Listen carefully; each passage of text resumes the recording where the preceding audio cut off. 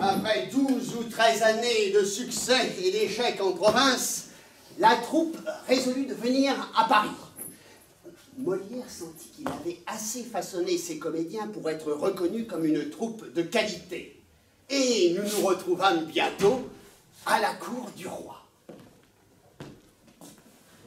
Et pourtant avec des tracasseries nouvelles. Hé, Molière! Un peu de gaieté, que diable! Un auteur de comédie, un homme d'esprit, dont les saillies et les mots font rire le monde entier. Ne saurait-il rire avec ses amis? Au diable mes comédies et mes comédiens avec. Parole, on dirait vraiment que vous êtes dégoûté du métier d'auteur. Oh, la belle occupation pourtant. Et vous lui devez la protection du roi. Sans parler de la rente de 1000 livres. Je préférerais vivre en ermite au sommet d'une montagne plutôt que de passer pareille distance sur les planches. Voyons, mon ami, que vous est-il arrivé? L'interdiction de votre Tartuffe. Parfaitement, monsieur. L'interdiction de mon Tartuffe. Tout est prêt. Les comédiens sont en place. Les spectateurs sont dans la salle. Les lumières sont éclairées.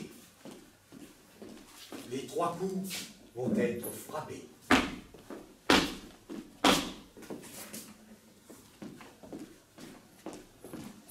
J'ai recueilli chez moi un homme étrange nommé Tartuffe, qui fréquente assidûment notre paroisse. Il dit être un gentilhomme de provincial qui a fait infortune. Il m'aide à faire respecter dans ma maison les pratiques religieuses. Me revenant de voyage, je me réjouis de le revoir. Ah, mon beau-frère, bonjour. Dorine. Mon beau-frère, attendez, je vous prie. Vous voulez bien souffrir pour m'ôter de soucis et que je m'informe un peu des nouvelles d'ici. Tout s'est-il ces 2 jours passés de bonne sorte? Est-ce qu'on fait séance? Comment est-ce qu'on s'y porte? Madame eut avant-hier la fièvre jusqu'au soir, avec un mal de tête étrange à concevoir. Et Tartuffe? Tartuffe? Il se porte à merveille, gros et gras, le teint frais et la bouche vermeille. Pauvre. Le soir, elle eut un grand dégoût et ne put au souper toucher à rien du tout, tant sa douleur de tête était encore cruelle. Et Tartuffe?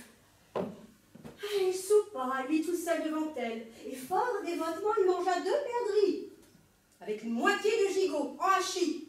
Le pauvre homme. La nuit se passa tout entière sans qu'elle pût un moment fermer la paupière. Des chaleurs l'empêchaient de pouvoir surveiller, jusqu'au jour près d'elle il nous fallut veiller.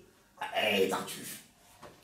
Pressé d'un sommeil agréable, il passa dans sa chambre au sortir de la table, et dans son lit bien chaud il se mit tout soudain, où sans trouble il dormit jusqu'au lendemain.